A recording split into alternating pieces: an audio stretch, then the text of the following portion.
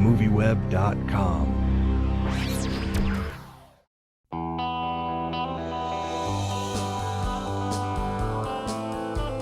Y'all hear?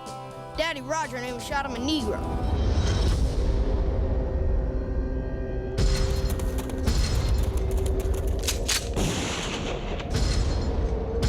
Better stop or you kill it. Well, let me begin by asking, since the film is really about the civil rights movement, the heart of the civil rights movement, here we are, 2010. Yes. African-American president in the White House. Some would say civil rights movement is over. Others would say civil rights movement's just begun. Where do you two sort of... Well, I'll first say that we can never allow the exception to the rule to be used as a barometer of the community. We have a black president.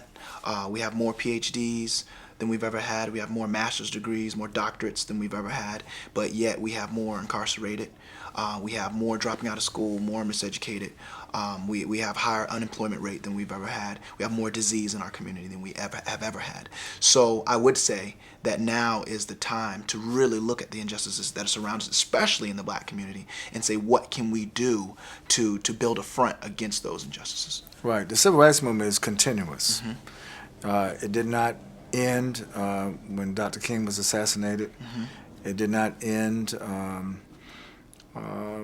after the election of President Barack Obama. The civil rights movement is alive today. The question is, how is it viewed? The civil rights movement, when I was 22 years old, the character that Nate plays was participatory. What I mean by that is that young people and others participated in the struggle for freedom, justice, and equality. It wasn't just something where a piece of legislation is introduced or a president signs a bill and all of a sudden everybody has rights. And I think that's the lesson of today. We need people to participate in their local communities, in their regional areas, in their states. When an injustice happens, it is incumbent by all who are aware of the injustice to do something about it. Dr. King used to say, an injustice anywhere is a threat to justice everywhere.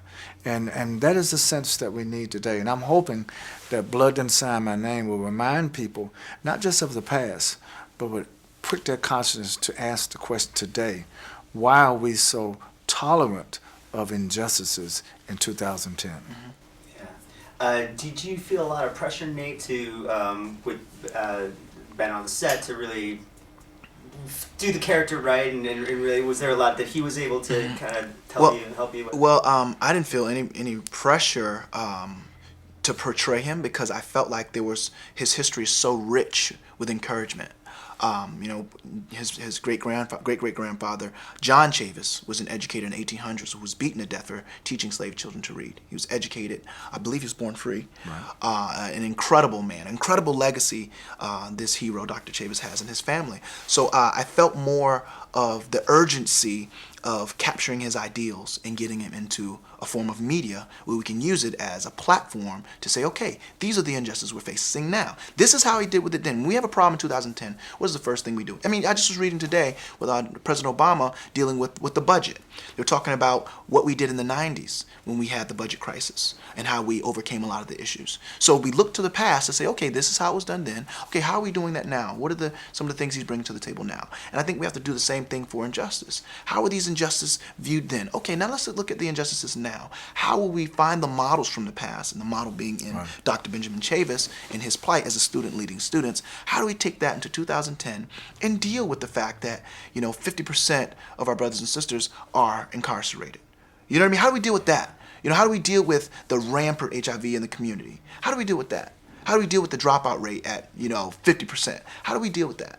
So it's like it wasn't really pressure in the sense of how do I portray this man. It was how do I capture his ideals and form them into something that I can use for now. Mark this day in your calendar. You will never forget this day again. The blood of Martin Luther King. Yeah. The blood of Malcolm X. Yeah. The blood of Medgar Evers. Yeah. The blood of Dickie Merrill. Yeah. Blood done signed our names. Yeah. Power concedes nothing without a demand. Why do we do what we do? Fear? Tradition? Why? Ain't nothing gonna happen unless you make it happen.